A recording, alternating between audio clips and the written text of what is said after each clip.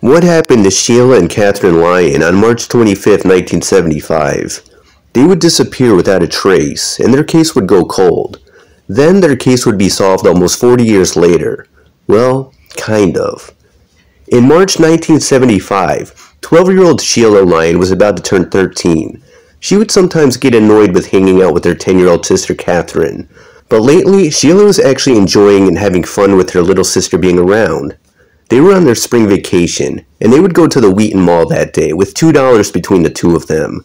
They were planning on getting a couple slices of pizza at the Orange Bowl at the mall. Wheaton is just north of D.C., and just northeast of Silver Spring, where the girls were from. Kate was an athletic yet silly girl. She recently talked her mother into letting her get her ears pierced. Sheila was in junior high, and she was planning on going out for the cheerleading squad. She was growing up and started to wear makeup.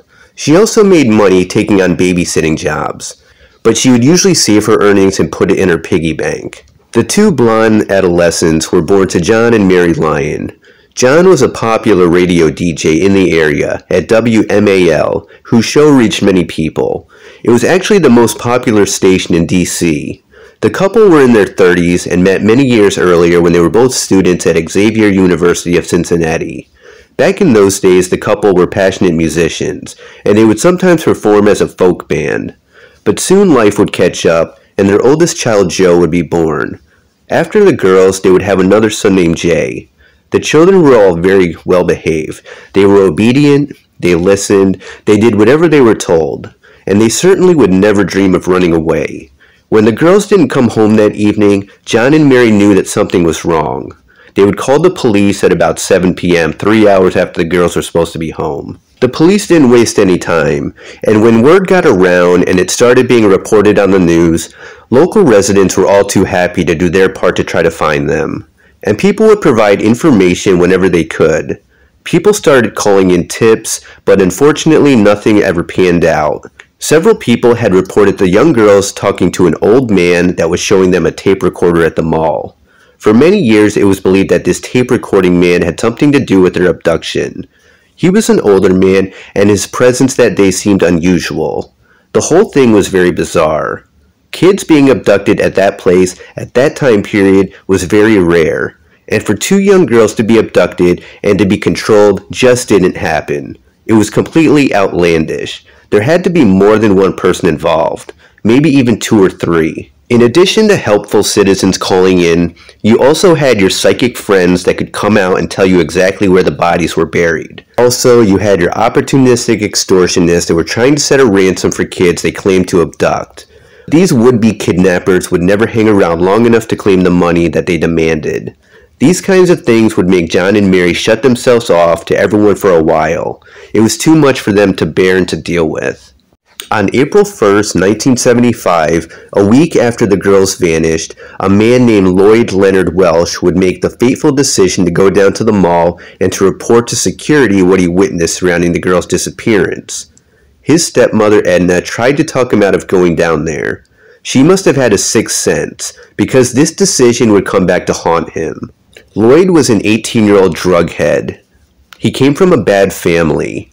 His dad drove his car drunk when Lloyd was only 2 years old, killing his biological mother. Lloyd was in the car and was injured badly.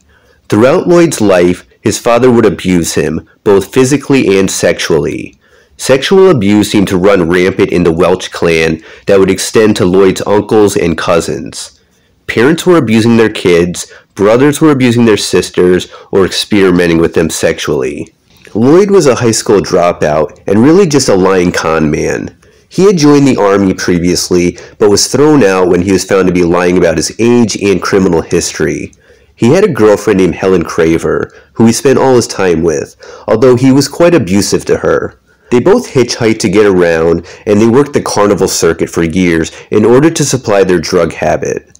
On this day, on April 1st, 1975, he was going in to try to help with the investigation. But it wouldn't be until years later when his real motives would be revealed. Well, sort of.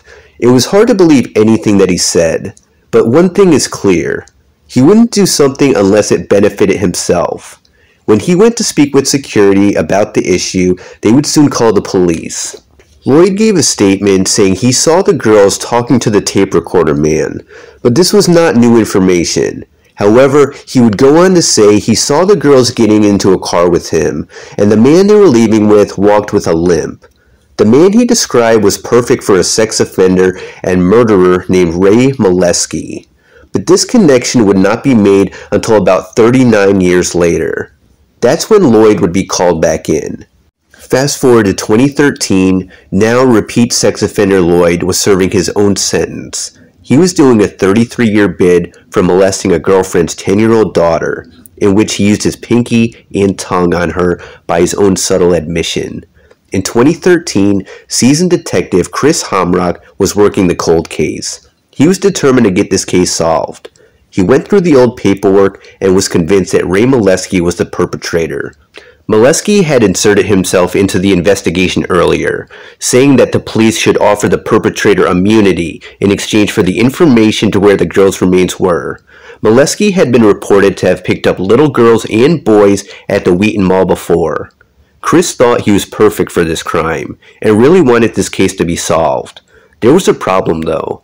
Molesky had died in prison in 2004. He had been serving a life sentence after shooting and killing his wife and son. Molesky had a limp. When Hamrock came across Lloyd's description of the perpetrator, he thought he had found himself a witness at the very least with Lloyd. He had no idea the rabbit hole this case would go down after bringing him in. Lloyd was in his mid-50s at this point, and he was brought up from Delaware to Maryland to speak with detectives. Over the next 2 years, Lloyd would be interviewed for over 70 hours. 3 main detectives would interrogate him. One would be Dave Davis, a soft-spoken, brilliant detective. He was great at what he did, but he also couldn't wait to retire one day and to take over his dad's air conditioning company. His job did not define him, and when he was not on the clock, his time was his own. Dave would play the role of the good cop to perfection. He would talk to Lloyd for hours, and even when he knew Lloyd was lying, which he often did, he would let him continue talking. He would go out later after interviews to see what could actually be corroborated, and it would be things that Lloyd would say and didn't say that would be key to this investigation. They would end up sifting through hours of bullshit to get to the truth. Dave would always interview one-on-one. He'd always bring Lloyd fast food to eat, and he'd allow the guards to take Lloyd's cuffs and shackles off, and Lloyd would feel comfortable around Dave, almost like they were friends.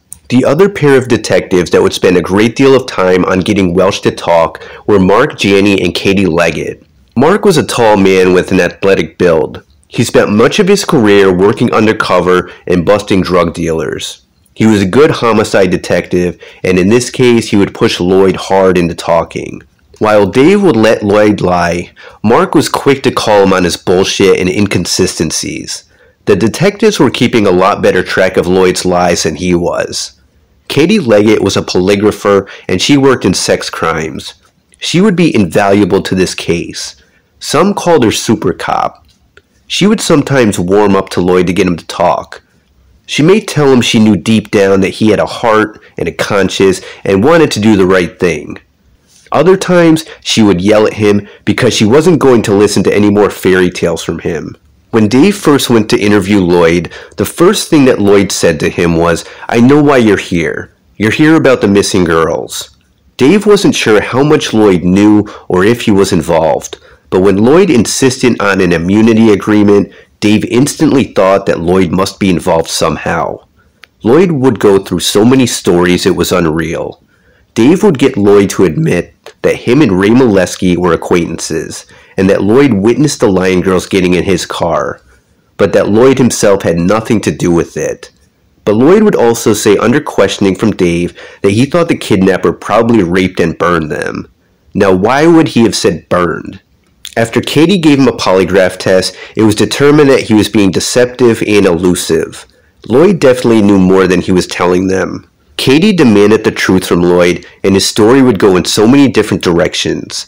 At first, Lloyd was pointing the finger at Molesky. Then Lloyd would say that Molesky was not involved at all, starting to tell them another story. This one would involve his cousin Teddy and an old man that had adopted him. Teddy had a terrible upbringing, like many of the Welch clan. Teddy's father, Tommy, was an abusive drunk. Teddy ended up meeting a wealthy man named Leonard Craysell on the street. Craysell took Teddy in, and the relationship got really weird, to say the least. Craysell would have the young boy perform sex acts on him. And what's also strange about this was that Teddy didn't seem to mind. He thought it was better than the life he had before. The police had originally thought that it was a pair that had kidnapped the Lyon sisters, an older one to drive and a younger one to talk the girls into leaving. And now Lloyd was giving up his cousin, saying he witnessed these two take the girls. And he would take it a step further and say he saw the girls later in a basement with the two guys. Lloyd was able to give a detailed description of the basement in which one would have to enter from the back of the house. Lloyd would first claim that he saw the girls in the basement at the guy's house when he went over there for a party the following night. But Lloyd claimed that he freaked out when he saw the girls and he ran away. Lloyd would try to distance himself from the crime as much as he could, but soon things would unravel. He gave so many stories, I don't really have time to go through all of them, to be honest. There was a couple problems with Lloyd's account of his cousin and the older man being the kidnappers, though. Craysell didn't meet and take in Teddy until Teddy was 15 years old, but when the Lyon girls were kidnapped, Teddy was only 11 at that time.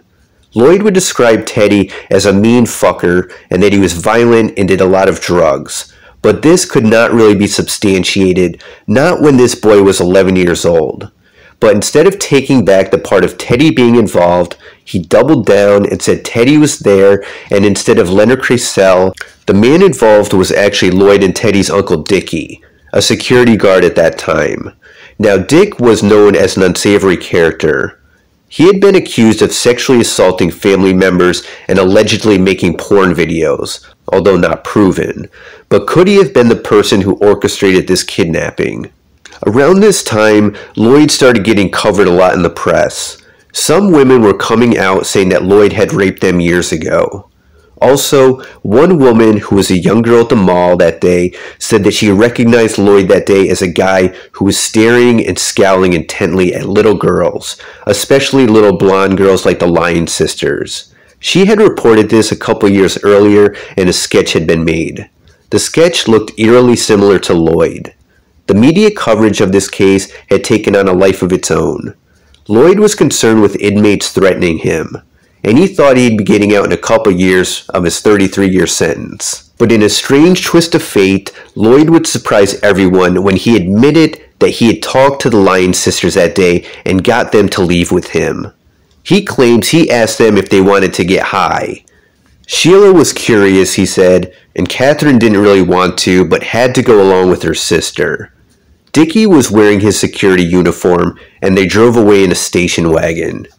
This was a huge bombshell. Lloyd had just admitted to kidnapping.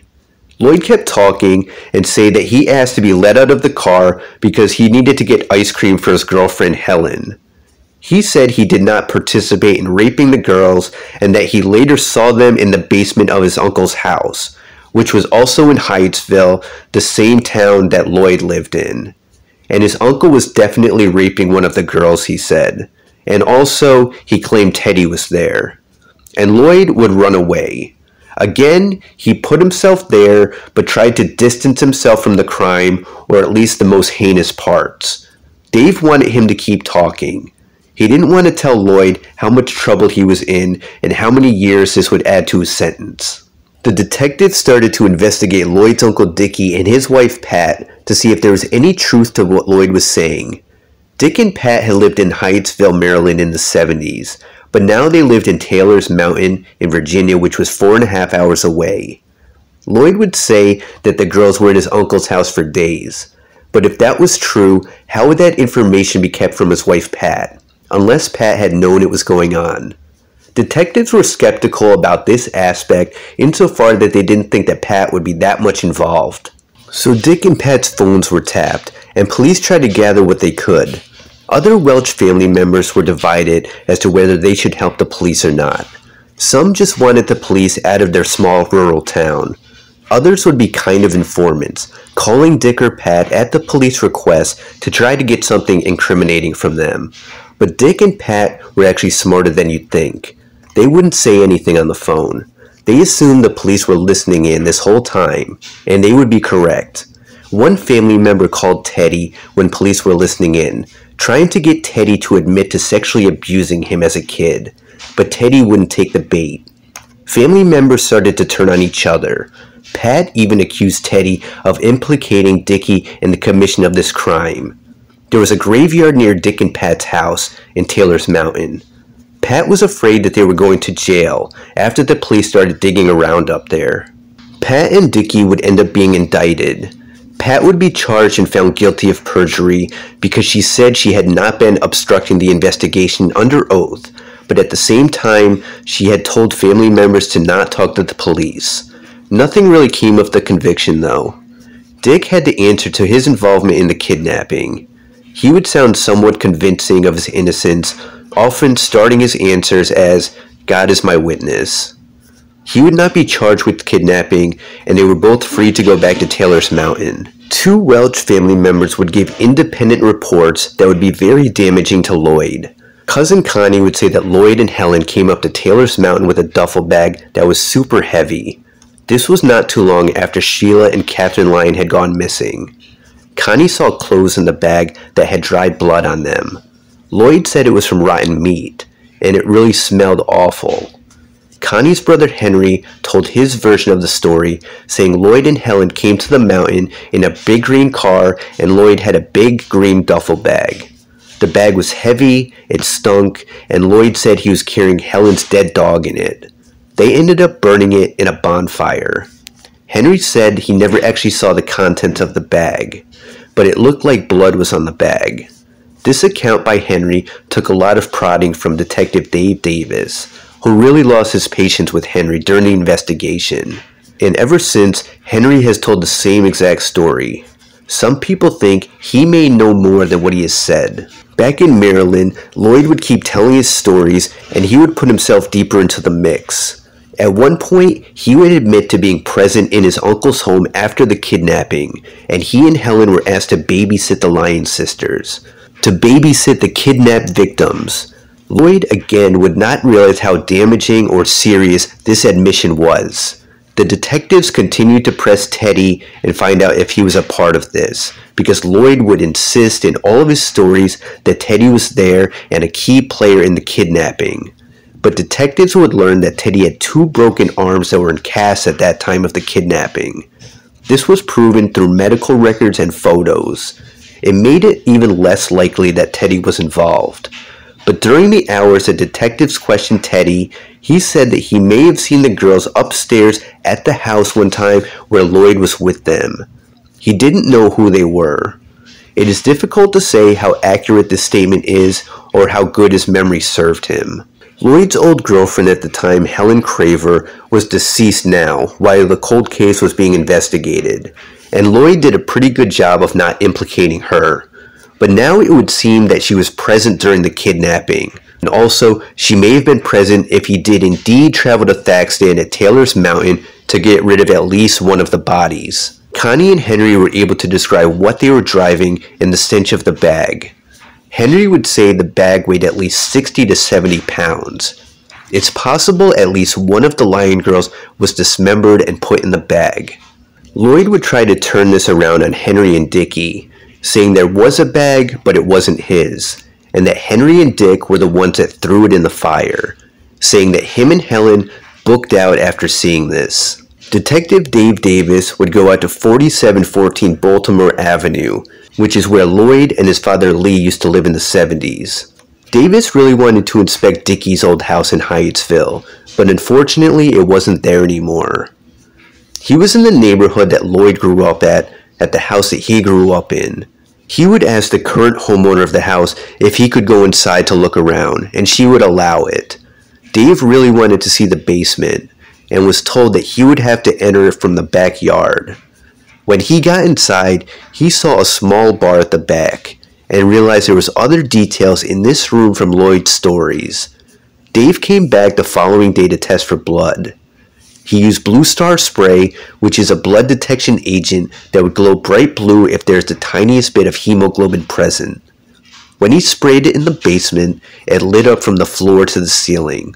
basically illustrating that a murder had to have been committed there. Right in the basement of the house that Lloyd was living at the time. Blood technicians were able to confirm that it was human blood, but they were not able to get DNA from it. When Dave went back to tell Lloyd, Dave lied and said that he would be able to get DNA from all the blood in the basement. Lloyd would tell one last story to Dave before finally keeping his mouth shut for good. In his final story, he stands by the fact that he asked the girls if they wanted to get high at the mall. Sheila complied, but Katherine would only come along because she had no choice. They got in the car where Dickie was in his security guard uniform. Sheila took a hit off the joint and began coughing. Also, Lloyd now contends that the other person involved with the kidnapping and rapes and murders was his own father, Lloyd Welch. He recalls Dickie raping one of the girls in the basement while his father, Lloyd Welch, videotaped it. Lloyd would still contend that he had nothing to do with the rapes. He also reveals that he was not present during the killings or know how the girls were killed. But he was present in the basement when his Uncle Dick and his father Lee were chopping up young Katherine with an axe, chopping pieces of her legs off. They used rags to clean up. Lloyd said he felt so sick he started throwing up. He claims that younger sister Katherine was being more of a handful and she started sobbing shortly after her and her sister had gotten in the car. She was the one who was killed in the basement and dismembered. He was certain of that. His uncle threatened to chop him up too if he didn't do what he said. He was given a white Chrysler, which his Aunt Pat's father owned, and given some gas money as well. He was ordered to drive the body down in a duffel bag supplied by Lloyd Welch. The body was to be taken to Taylor's Mountain to get rid of. Lloyd admits he drove there and threw the bag in the fire, which he now admitted he knew contained a body. Lloyd now said that Teddy was not involved in the kidnapping and murders at all, that he was just a scapegoat, but that his father Lee, now deceased, was part of the kidnapping and the rapes and the murders. He would say that he thinks his uncle and father were making porn videos of the young girls. He claims he doesn't know what happened to Sheila, but it is likely she was alive and driven to Taylor's Mountain and killed at some point out there. So which story are we to believe? There were so many stories, it'll make your head spin trying to put all the pieces together. One thing that detectives and prosecutor could agree on, that Lloyd Welch was there from the beginning to end with the girls' kidnapping and murder, and therefore he should be charged with first-degree felony murder. He would be charged and he would take a plea deal. He'd be sentenced to 48 years for each count, which he is now serving concurrently. He will die in prison. From the beginning, Lloyd would try to downplay his role and involvement in this heinous situation. Even after admitting he talked the girls into getting into the car with him, even if his uncle was present, he had to have known his uncle's intentions were very bad, and he still went along with it. He was 18 years old at the time, asking a 10-year-old and a 12-year-old if they want to get high. He would go on to abuse other girls around that same age throughout his life. That's the kind of deviant that he was. He tried to normalize it, and he tried to normalize adults getting high and drunk with children. Lloyd would be the only one charged with the murder of the girls. Lloyd Welch obviously could not be charged since he was deceased. Richard Dickie Welch was never charged. There wasn't enough against him, prosecutors figured. They had the word of a known liar. That would have been a tough case. There was only one other person that reported damaging testimony about Dickie Welch, and that was another cousin of Lloyd's named Wes Justice. He had actually testified before a grand jury that Dick had admitted to him that he raped those two girls on a pool table in his own house and then killed them, and that him, Lee, and Lloyd had been involved in the kidnapping, that Lloyd was the one who took the girls from Wheaton Mall, and that the green station wagon had been used to transport the girls. The green station wagon matched the car that had been used at the time. But even with this account, charges were still not filed against Dick. Wes Justice's credibility was in doubt. So what really happened? Did Lloyd rape and kill the girls? He was certainly capable of rape, so that is a very likely possibility. Was Lee and Lloyd actually involved? And what happened to the girls' remains? No remains have been found on the mountain that could positively be identified as Sheila's or Katherine's. Before Lloyd was set for trial for the case, A tooth had been discovered on Taylor's Mountain. It was determined to be that of a person around 12 years old. It was being held by the Sheriff's County's office. The following day, it was supposed to be shipped and looked at by forensic analysts, but the tooth had suddenly disappeared somehow. Tragically, the girls may never be found, and some guilty parties may have walked scot-free after committing murder. Lloyd would say that he first spoke to investigators in 1975, and he did so to be helpful. But he would later admit that he really just wanted to steer the investigation away from himself. In doing so, 4 decades later, this decision would come back to haunt him. And if he never made a report that day, he never would have been caught. 4 detectives worked tirelessly on this case, and if they didn't do what they did, a dangerous criminal would probably still be out on the streets. Lloyd was scheduled to get out in 2024, but he may have actually been paroled early for good behavior if these murder charges hadn't been filed. The 4 detectives all agree that Lloyd is guilty of felony murder under Maryland's laws, but they all have different theories as to what happened and who was involved. Dave Davis believes that Lloyd acted alone, that he would hang out near the mall and possibly pretend to be a security guard. Watching and waiting, hunting. He portrayed himself as a security guard to take the girls. He drugged them to the woods where he drugged and raped them. And he believes that his girlfriend Helen helped him out to an extent. And the girls would be taken to Lee's basement where Lloyd would normally hang out and do drugs. If his father asked him about it, he would say he was babysitting. The babysitting theme would actually come up in some of his stories, and they would be killed down in the basement. Detective Katie Leggett had a much different take. She saw Lloyd as the fall guy. She thinks the girls were taken as part of a child sex ring with multiple members of the Welch family involved. She doesn't even think that Lloyd lured them into the car. She thinks his Uncle Dick was wearing his actual security uniform and gained the girls' trust, saying they needed to come with him for whatever reason. But it is kind of weird that Lloyd would admit to initiate the kidnapping if it wasn't true. You'd think he'd give up his Uncle Dick for that. Katie would classify Lloyd more as an abuser or a groomer of young females rather than an abductor. She surmises that the girls were abused and filmed in the basement on Baltimore Avenue, and in addition to Lloyd, Dickie, and Lee Welch, she thinks that there could have been others involved.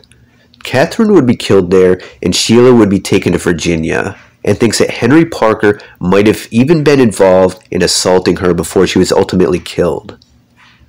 Mark Janney believes Lloyd lured the girls to the car at the Wheaton Mall, but he was not smart enough to pull this off alone. Mark doesn't believe there was a child sex ring in play here, but much of his theory matches Katie's. In addition to Lloyd, his father and uncle, he thinks it's entirely plausible that other family members were involved. Chris Humrock thinks that Uncle Dick was involved, and this may have had to do with a child sex ring and/or child pornography. When Dickie was indicted, family members testified that he played a porn movie one time on his niece's front porch. This always stuck with Humrock. He believes Katherine was killed in the basement on Baltimore Avenue, and like Katie theorized, he thinks that Henry Parker raped and killed Sheila after she was driven to Taylor's Mountain in Virginia.